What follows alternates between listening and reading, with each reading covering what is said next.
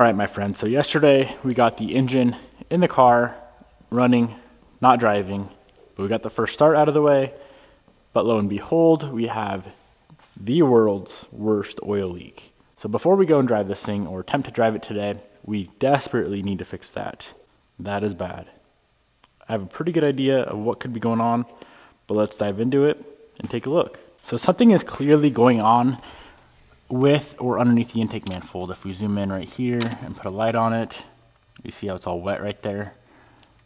Something weird is going on. I think our best course of action is going to be to go ahead and remove the intake manifold back off the car. So we need to pull the charge pipe, fuel rail, fuel injectors, and then the intake manifold can come back off. Now I feel like I have a pretty good idea of what the issue is, but I could be wrong. So I don't want to speculate.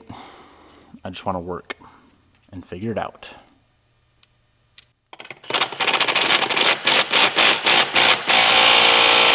Come on. Really?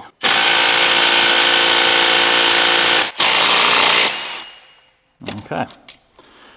Breaking the T-bolt clamp works as well. Initially, I thought the oil leak was coming from the oil pressure sender, which is screwed into the back of the block. But after further inspection, of course, that proved to be not accurate. That would have been a super easy fix. I think I'm more disappointed that now our very, very clean, perfectly assembled engine bay is all full of oil. That's the worst part about the situation.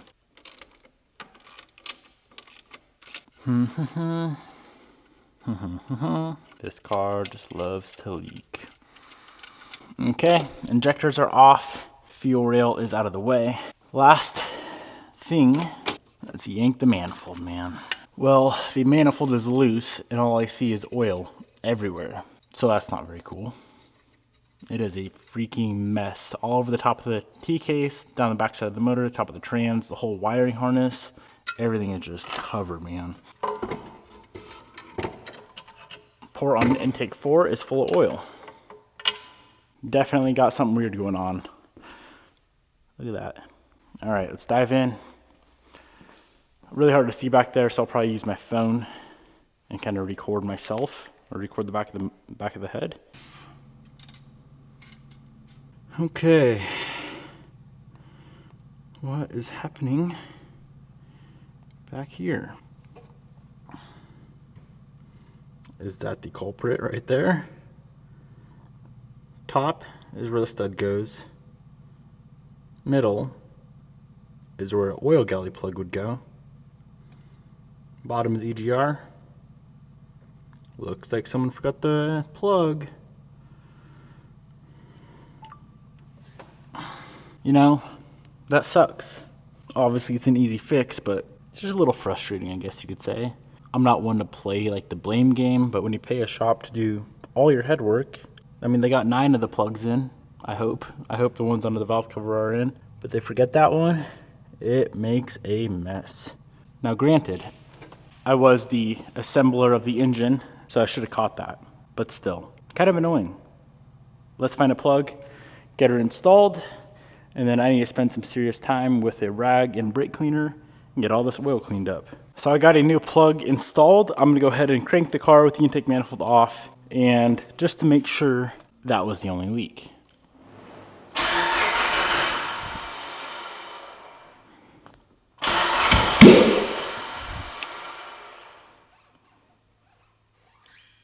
How would it start? There must be a tiny bit of fuel in the cylinders. That was interesting to say the least.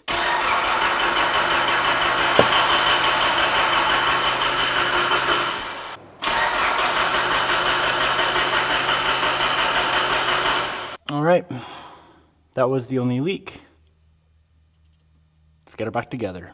Car is all back together. Let's fire it up. As far as I was aware, that was the only issue the car was having, was just that oil leak.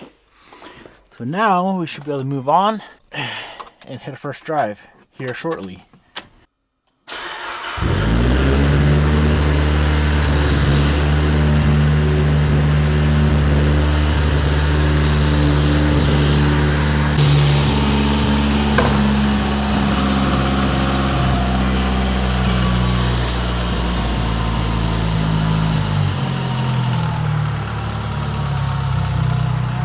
is running very, very nice.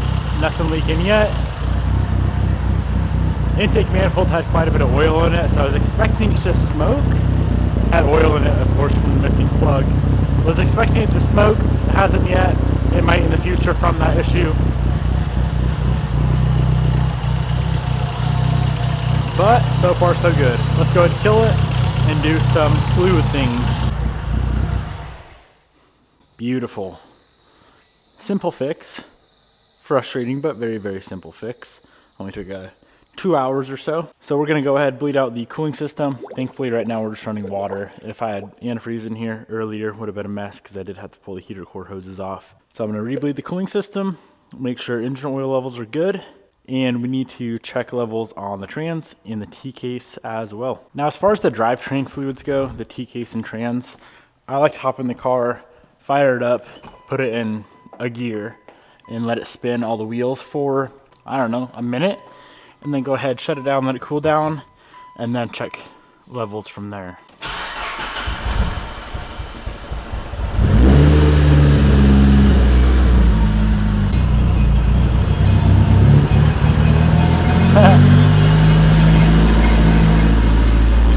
Nice floppy wheel spacer.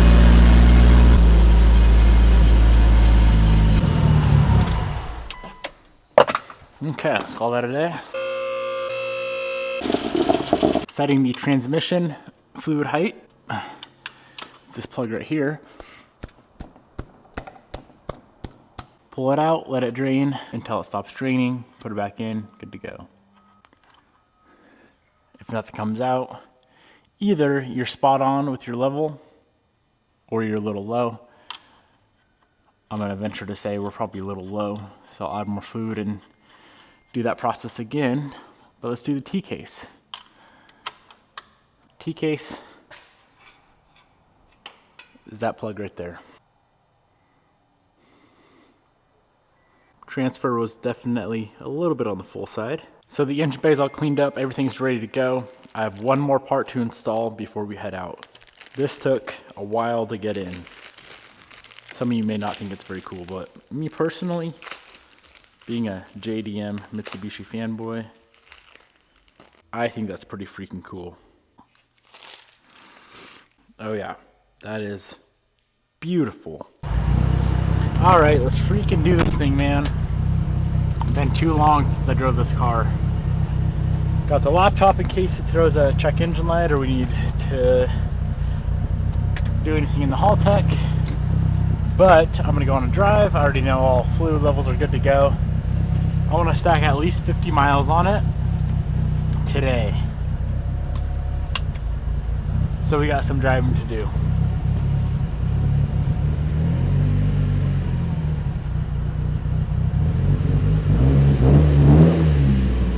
It moves. That's great.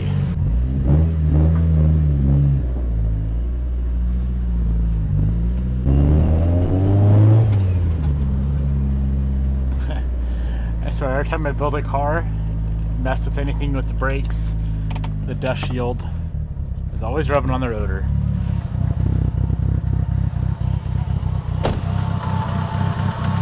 Such an easy fix for such an annoying freaking sound. Alright, good to go.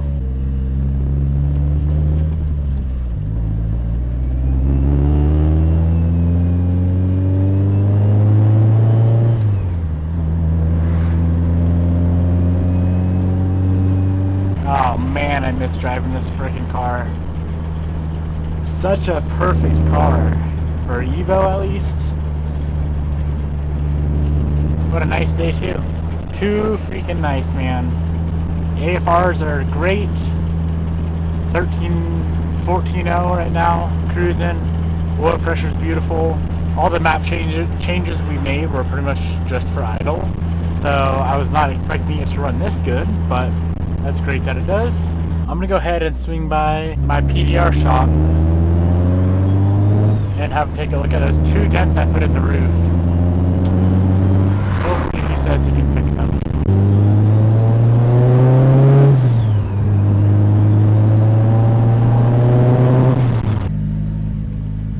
So So this is the one where I put two outward dents in the roof. They're from bolts that were too long. It looks like they're doable? They're sharp enough. Well, yeah, they're doable, but okay.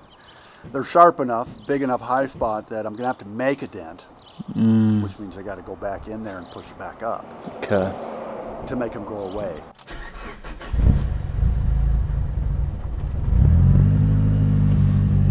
Well, I'm glad to hear that my outward dents from my bolts can be fixed. It's great news.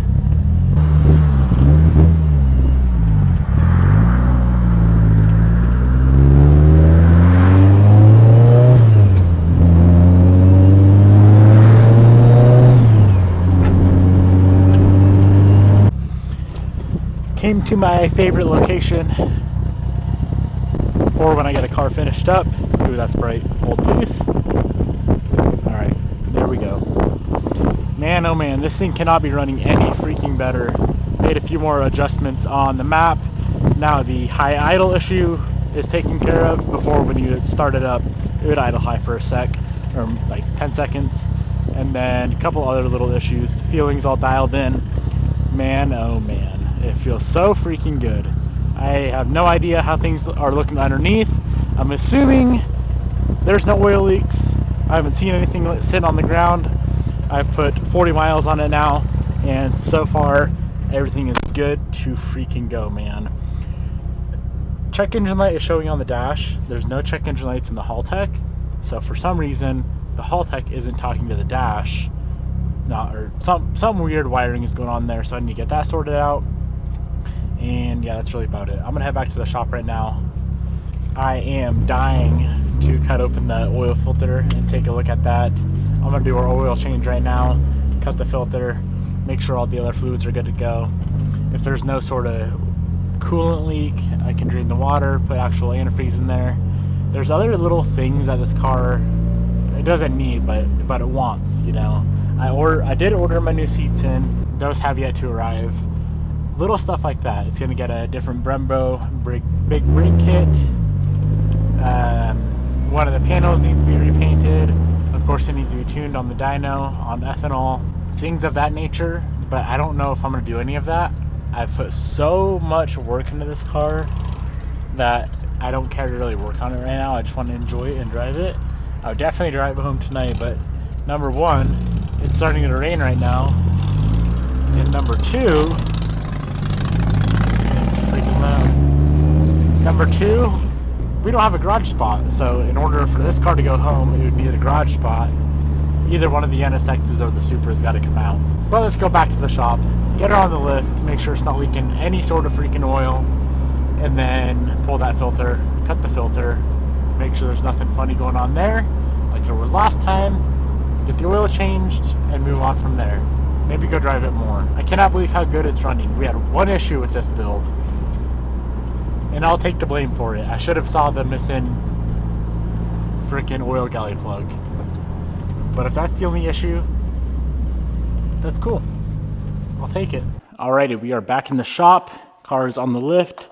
Everything looks nice and dry. Let's go ahead and remove the oil filter, cut it open, and see how things are looking.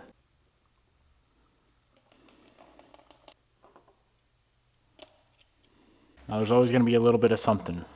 Don't be alarmed of a little bit of something. But if there's a lot of something, if there's a lot of aluminum from sand being left in your head, destroying your cam journals, then you got a problem. If there's copper from your bearings coming apart, things like that, you got a problem. Now, thankfully, we just have the typical foreign material, I guess you could say. Nothing bizarre, nothing odd. Just little black pieces of whatever.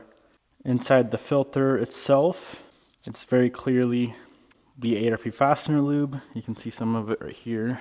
You see that gray stuff right there. Some ARP fastener lube. Overall, I'm very, very pleased with how it looks inside the filter. One more cold start for the boys. Make sure this idle truly is dialed in.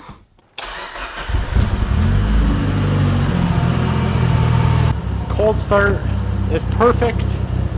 Idle is perfect. Just let's stand here for a second and enjoy the sound of this engine. Everything sounds so good together. The turbo, the AGT 62 mil turbo, with the good old BC Stage 3 camshafts, the EPS exhaust, all of it, man, just flows so good together for the perfect Saudi Evo 8. It quit raining. It's a little cloudy. I've worked on this car for too many hours to not enjoy it. So, long story short, I'm gonna drain the water. I'm gonna put anti-freeze back in it, and I'm driving this thing home tonight. Why not? I love how in the coil radiator, the drain is right on the bottom facing the ground instead of like a factory where it faces back toward the engine. I mean, it does still hit the intercooler pipe when draining, the coolant does, but it's better than spraying the entire freaking motor.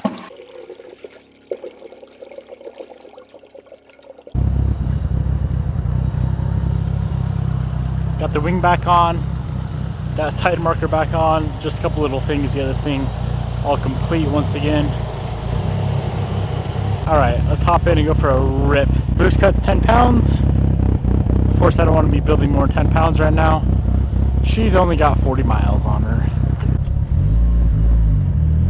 That's another weird little thing too. Ever since I put the Haltech in it, obviously Haltech controls the alternator now. It's acting like the alternator is going out according to our dash, right? Battery light and brake light both come on. But what's actually going on is it's overpowering, so it's seeing too much voltage according to the Haltech, and then it throws those lights.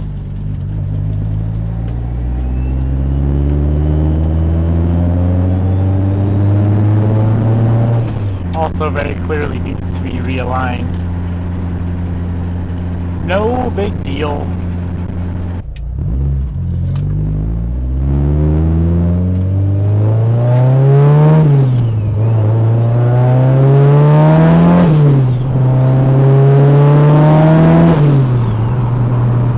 That's about all the sauce I want to give her right now. I ain't gonna rev it out. Man, oh man, it sounds so good. And I don't think I need to mention this, but of course all of the trigger issues are now resolved with the new trigger system we have. The Kigley 12-1 home or crank, and the single tooth cam. I probably will put a couple 100 miles on this build before I decide to slap it on the dyno and turn her up. Just because, like I said earlier, I'm so sick of working on it, and if... Ooh, nice clutch burnout. If anything were to happen on the dyno, that would suck.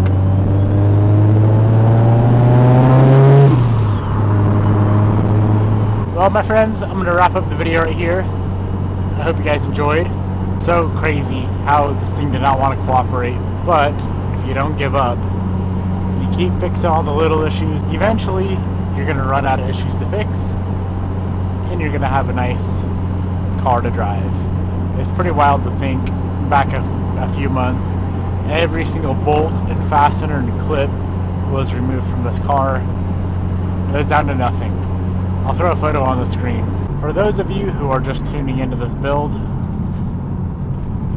down to absolutely bare bones, and it's so close to just being 100% complete. Other than the lopiness of the camshafts, she pretty much runs and idles and drives like a factory car, which is pretty awesome.